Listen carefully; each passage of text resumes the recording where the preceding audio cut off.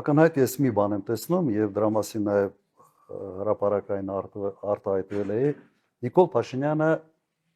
փողոց կամ ժողովուրդ մոբիլիզացնելու ռեսուրս չունի։ Դա չի նշանակում որ ձայն չունի, լատենտ տային ձայներ ունի, մարդիկ կգնան կքվարկեն ինչ որ մի տոկոս մարդիկ, բայց իր կոչով դուրս գալ փողոց, գնալ վիարան գրոհել բան չի կարա։ Չունի այդ հնարավորությունը։ Եթե ունենար, ապա այս KGB-ի մեթոդներով չէր սկսի աշխատել եկեղեցու հետ։ Այդ համարձակությունը չունեցավ, հասկանալով, որ սա ավելի պրոբլեմային է եւ փորձեց աշխատել ճիշտ այնպես, ինչպես աշխատում էր ժամանակին հենց KGB-ն։ Կոմպրոմատներով մարդկանց գտնելով, որոնց կարելի է ասենց պատին դեմ տալ եւ ասել կամ սա դու պիտի անես, կամ հիմա վերջին զարգացումների մեջ փորձենք նաեւ լավ բան տեսնել։ Մի քիչ սենց արես, գիտեք, վիճակը ավելի կոնտրաստի եկավ։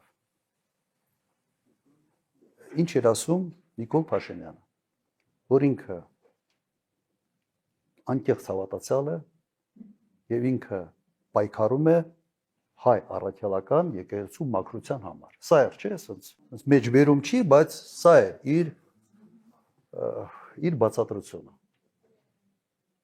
Եվ ինքը դա անում է որպես պարզ քաղաքացի հավատացյալ։ Հիմա եթե դու դա անում ես այն մարդկանց միջոցով, որոնք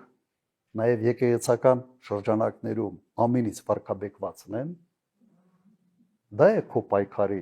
ձևը եկեղեցու մաքրության համար։ Այդ տեսանկյունից ես կարծում եմ այն պատկերը, ինչ որ մենք տեսանք, ինքը քանդեց այն բացատրությունը, որով ինքը փորձում էր ներկայացնել իր շարժարիթները։ Ինքը ուղղակի ցույց տվեց, որ դա ոչ թե պայքար է կոնկրետ մարդկանց դեմ, սա պայքար է հայ առաքելական եկեղեցու դեմ։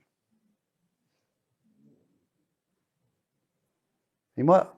ասենց մեծ հաշվով ինչի համար է սա անում։ Ես ռացիոնալ բացատրություն,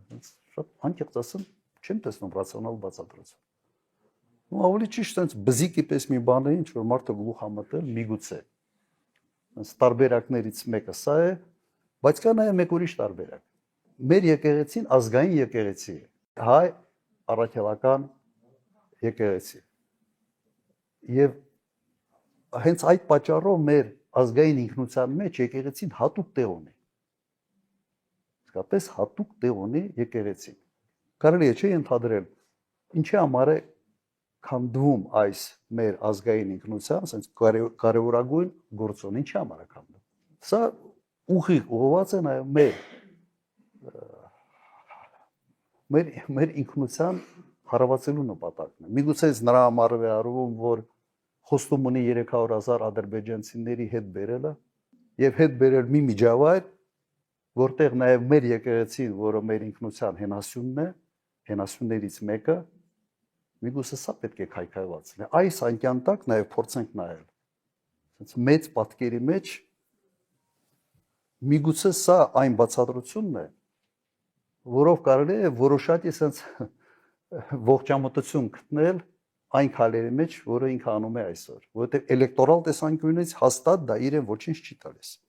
Հաստատ։ Կա նաև sense խառնված մարդու ամեն ինչ պետք է sense խառնի։ Ինքը չի կարող հանգիստ նստի։ Ամեն ինչ։ Եվ այդ խառնվածքը միգուցե հապագա կատարվելի իր կողմից խոստումների հետ sense երբ որ ամուսնացնում ես, միգուցե պատկերը ավելի հասկանալի է դառնում, թե ինչի համար է սա անում։